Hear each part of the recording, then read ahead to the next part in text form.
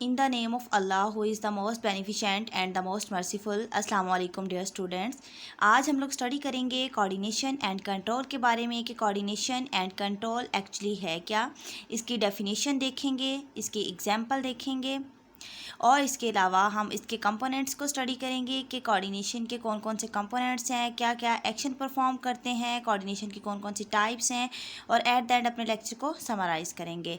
चलिए हम अपने टॉपिक को स्टार्ट करते हैं। सबसे पहले कि कोऑर्डिनेशन एंड कंट्रोल एक्चुअली है क्या। सबसे पहली बात तो ये कि जब हमारी बॉडी में कोई भी एक्शन होता है तो कौन कौन से ऑर्गन्स इन्वॉल्व होते हैं। कोऑर्डिनेशन एक्शन का मतलब एक्चुअली ये है कि हमारी बॉडी में जो ऑर्गन हैं वो एक दूसरे के साथ कैसे रिलेटेड हैं, कौन सा ऐसा रास्ता है जहाँ से नर्व इम्पल्स जाएगी, ब्रेन को मैसेज देगी, फिर ब्रेन जो है ना वो उसको रिस्पॉन्स शो करेगा। तो ये सारी चीज़ें कोऑर्डिनेशन एंड कंट्रोल में आती हैं। अब हम लोग इसकी एग्जैक्ट डेफिनेशन की बात करें तो वो ये है कि कोऑर्डिनेशन हमारी बॉडी को इस काबिल बनाती है कि वर्ल्ड में होने वाली कोई भी हैपनिंग का हम लोग रिस्पॉन्स कर सकें। कोई कुछ भी हो रहा है तो हम उसका जो है ना वो रिस्पॉन्स शो कर सकें। फॉर एग्जांपल, अब एक लड़का भाग रहा है बॉल को कैच करने के लिए। अब ये तो नहीं है कि वो सिंपल भाग रहा है, भागने में उसके हंड्रेड्स ऑफ मसल्स वर्क कर रहे होते हैं, उसकी आर्म्स, उसके लेग्स, उसके बैक, हंड्रेड ऑफ मसल्स एक टाइम में जो है ना वर्क कर रहे होते हैं उसके भागने में। तो इसके अलावा उसका जो नर्व सिस्टम है, नर्वस सिस्टम है, वो भी इंफॉर्मेशन को यूज़ करता है सेंस ऑर्गन से। हमारी बॉडी में जितने भी सेंस ऑर्गन हैं उन सब से नर्वस सिस्टम से इंफॉर्मेशन को यूज़ करता है और कोऑर्डिनेट करता है मसल्स को कोऑर्डिनेट करता है कि उन्होंने फॉरवर्ड मूव करना है, बैकवर्ड मूव करना है, इस टाइम में जो है ना वो आर्म ऊपर जाए, इस टाइम में जो है ना वो लेग ऊपर जाए। तो ये सारी कोऑर्डिनेशन हमारा नर्वस सिस्टम कर रहा होता है। तो ये हमारी बॉडी को इस काबिल बनाता है कि वो कोई भी अगर चेंजिंग हो रही है, चाहे वो इंटरनल हो चाहे वो एक्सटर्नल हो, तो हम उसके अंदर सर्वाइव कर सकें। अगर इसके अलावा हम लोग मज़ीद एग्जांपल्स को देखें तो ब्रीथिंग, हार्ट बीट रेट और ब्लड प्रेशर का हाई हो जाना, तो ये सारी चीज़ें भी किसके अंदर आ रही हैं, कोऑर्डिनेशन एंड कंट्रोल में आती हैं।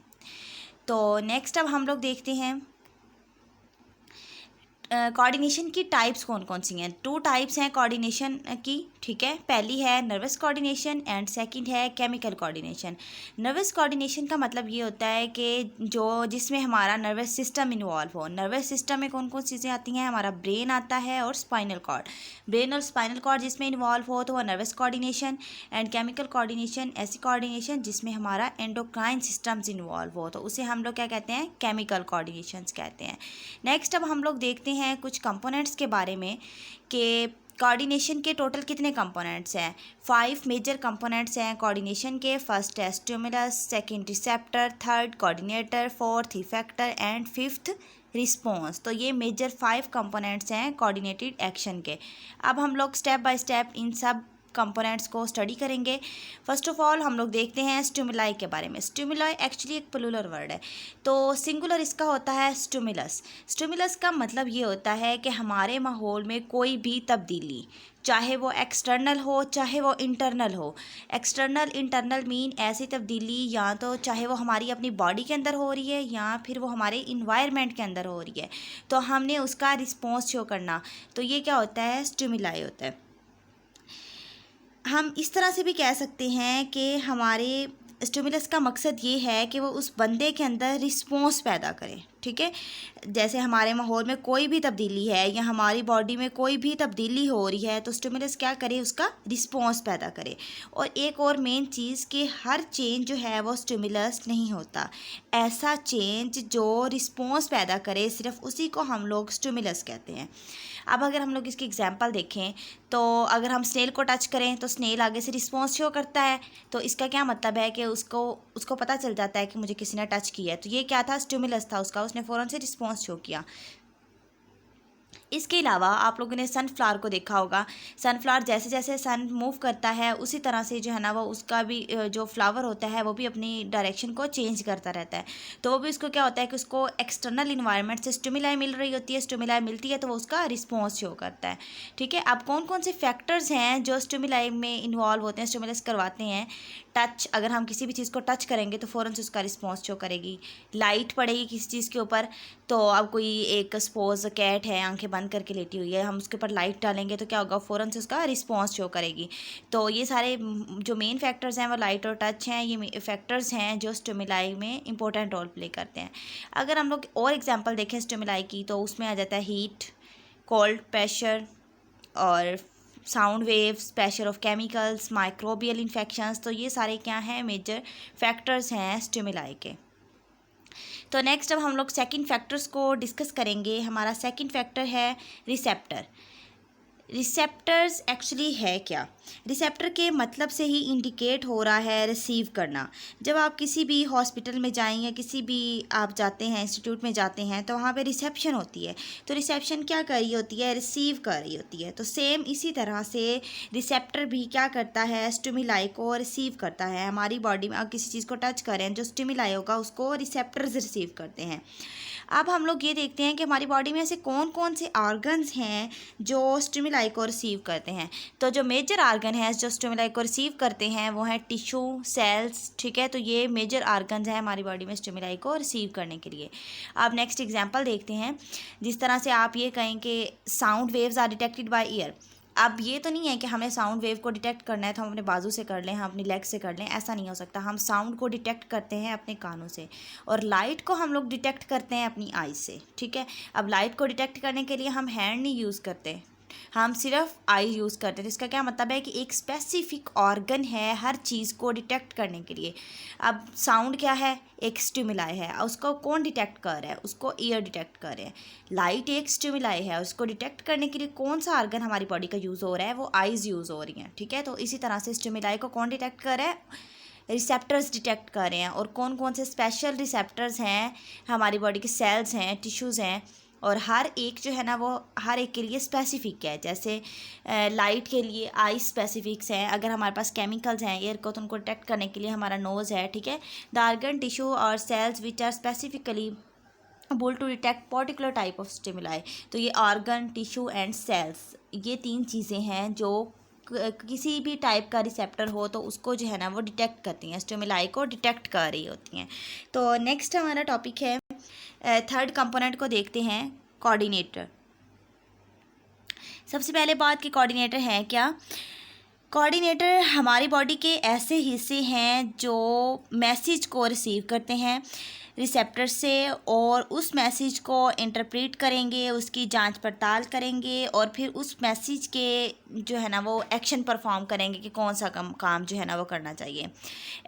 ऐसा ऑर्गन जो इन्फॉर्मेशन को रिसीव करे रिसेप्टर से और मैसेज भेज दे पार्टिकुलर ऑर्गन्स की तरफ एक्शन करने के लिए। सपोज आपने गर्म चीज़ को टच किया है, ठीक है, ये एक बहुत ही गर्म सी चीज़ थी, आपने इसको टच किया तो स्टिमुलस फ़ौरन जो है ना वो आपको फील हुआ। तो रिसेप्टर क्या करेगा, तो ये फिर कोऑर्डिनेटर क्या करेगा, जल्दी से उस ऑर्गन को, रिसेप्टर्स जो है ना वो इन्फॉर्मेशन देगा कोऑर्डिनेटर्स को, और कोऑर्डिनेटर क्या करेंगे, फ़ौरन से मतलब कि ब्रेन के पास वो मैसेज क्या, ब्रेन ने फ़ौरन से नर्व इम्पल्स भेजी और उसे कहा कि अपना हैंड पीछे कर लो, ठीक है। तो यही वाली सेम बात है कि मैसेज जो है ना वो रिसेप्टर इन्फॉर्मेशन भेजेगा कोऑर्डिनेटर के पास, और कोऑर्डिनेटर फ़ौरन से उसको जो है ना वो रिस्पॉन्स देगा कि आपने कौन सा जो है ना वो एक्शन परफॉर्म करना है।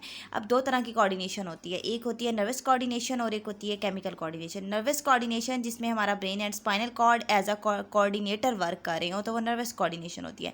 अब नर्वस कोऑर्डिनेशन में क्या होता है कि हमारा ब्रेन और स्पाइनल कॉर्ड इन्फॉर्मेशन को रिसीव करते हैं थ्रू न्यूरॉन्स, ठीक है। नर्व इम्पल्स बॉडी के अंदर प्रेजेंट होती है। अब ये देखें, ये हमारे पास एक नर्व इम्पल्स है।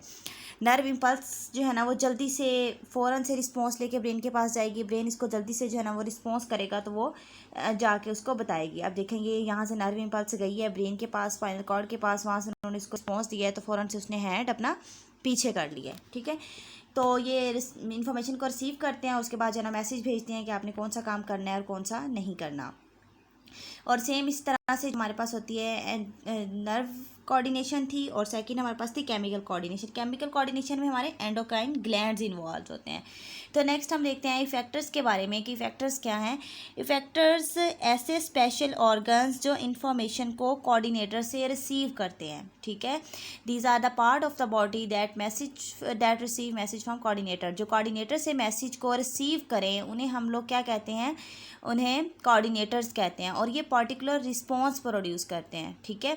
अब दो तरह तरह के इफेक्टर्स होते हैं। फर्स्ट होता है नर्वस इफेक्टर्स और दो तरह से हम लोग मतलब इसको कर सकते हैं, कोऑर्डिनेशन हो रही होती है दो तरह की, नर्वस कोऑर्डिनेशन हो रही होती है और एक केमिकल कोऑर्डिनेशन हो रही है। नर्वस कोऑर्डिनेशन जो है वो इनके अंदर न्यूरॉन के थ्रू हो रही होती है। न्यूरॉन मैसेज लेके जाते हैं कोऑर्डिनेटर के पास और फिर उसके बाद मसल्स टू एंड ग्लैंड्स के पास, और फिर उसके बाद क्या होता है कि इफेक्टर जो है ना फ़ौरन से इनको रिस्पॉन्स शो करता है। सेकंड केमिकल कोऑर्डिनेशन है, इसके अंदर हार्मोन्स इन्वॉल्व होते हैं, हार्मोन्स मैसेज लेके जाते हैं।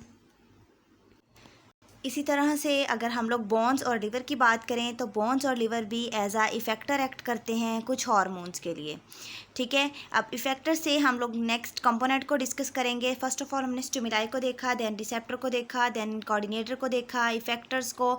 अब हम लोग देखेंगे रिस्पॉन्स। तो जब हमारी बॉडी को on receiving the message from coordinator, जब कोऑर्डिनेटर से मैसेज रिसीव हो जाता है तो इफ़ेक्टर क्या करता है, वो एक्शन परफॉर्म करता है। और जब कोई एक्शन हो रहा होता है तो उसको हम लोग क्या कहते हैं, रिस्पॉन्स, कि हमारी बॉडी ने क्या किया है, रिस्पॉन्स शो किया है। अब रिस्पॉन्स शो करने से पहले कितनी स्टेजेस आई, स्टिमुलस ने फिर आगे से रिसेप्टर को मैसेज दिया, रिसेप्टर ने जो है ना आगे से एक कोऑर्डिनेटर को बताया, कोऑर्डिनेटर ने इफ़ेक्टर्स को बताया, फिर उसके बाद क्या हुआ है, रिस्पॉन्स हुआ है। और ये प्रोसेस इतना फास्टली हो रहा होता है कि कुछ ही टाइम मतलब कुछ सेकंड्स के अंदर ही फ़ौरन से जो है ना वो रिस्पॉन्स शो हो जाता है। मतलब रिसेप्टर्स, कोऑर्डिनेटर, इफेक्टर्स इतना स्पीडली वर्क करते हैं और ब्रेन को जल्दी से रिस्पॉन्स भी कर देता है। और ये जो प्रोसेस हो रहा होता है विद इन 1 सेकेंड और 2 सेकेंड में ये कंप्लीट हो जाता है। तो नेक्स्ट हम लोग एग्जांपल देखते हैं रिस्पॉन्स की।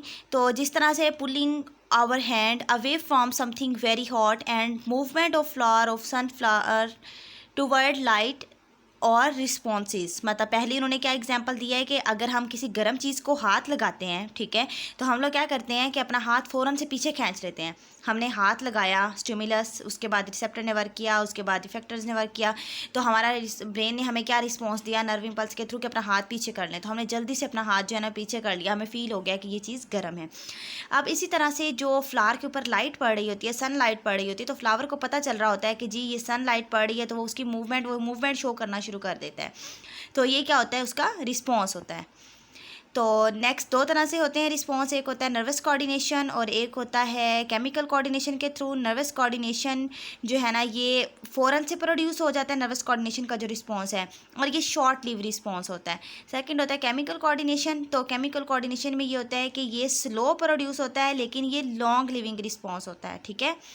नर्वस जो थ्रू नर्व्स हो रहा होता है, थ्रू नर्व इम्पल्सिस हो रहा होता है, वो फ़ौरन से हो जाता है और लेकिन थोड़े से टाइम के लिए होता है। जो केमिकली हम लोग अगर रिस्पॉन्स शो करवा रहे हैं तो वो स्लो होता है लेकिन बहुत लॉन्ग टाइम के लिए होता है।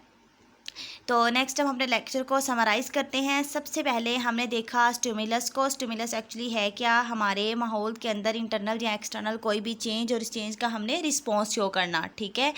तो उसके बाद ये हमारे पास था स्टिमुलस। सेंस आर्गन्स होते हैं, ठीक है। अब यहाँ से जो है ना स्टिमुलस न्यूरॉन्स जो है ना ये जा रहे हैं ब्रेन तक, ब्रेन ने जो है ना आगे से रिस्पॉन्स दे दिया इफेक्टर्स, रिसेप्टर्स को, फिर इफेक्टर्स को, फिर इसी तरह से ये थोड़ा थोड़ा सा उन्होंने दिखाया हुआ है, रिस्पॉन्स शो कर दिया, इफेक्टर्स ने रिस्पॉन्स शो किया, मसल्स और ग्लैंड्स। सेम इसी तरह से कोऑर्डिनेटर की एक और डायग्राम जो है ना वो दिखाई हुई है। नेक्स्ट हमने फिर स्टडी किया था इफेक्टर को रिसेप्टर्स के बारे में। रिसेप्टर सेंस आर्गन्स थे, सेल्स, टिश्यू, ये हमारे पास इंपॉर्टेंट स्पेशल आर्गन्स हैं जो किसी भी स्टिमुलाई को डिटेक्ट करते हैं। उसके बाद कोऑर्डिनेटर थे, कोऑर्डिनेटर मैसेज को रिसीव करते हैं रिसेप्टर से, ठीक है, और जो है ना वो फिर उसके बाद जो है ना एक्शन परफॉर्म करते हैं, इफेक्टर्स एक्शन परफॉर्म करता है, नेक्स्ट जो है ना वो रिस्पॉन्स जो होता है उसके अगेंस्ट। तो ये 5 कंपोनेंट थे जो कोऑर्डिनेशन के अंदर इन्वॉल्व होते हैं। अगर इनसे रिलेटेड कोई भी क्वेश्चन है तो आप लोग कमेंट बॉक्स में पूछ सकते हैं। Thank you so much for watching my video.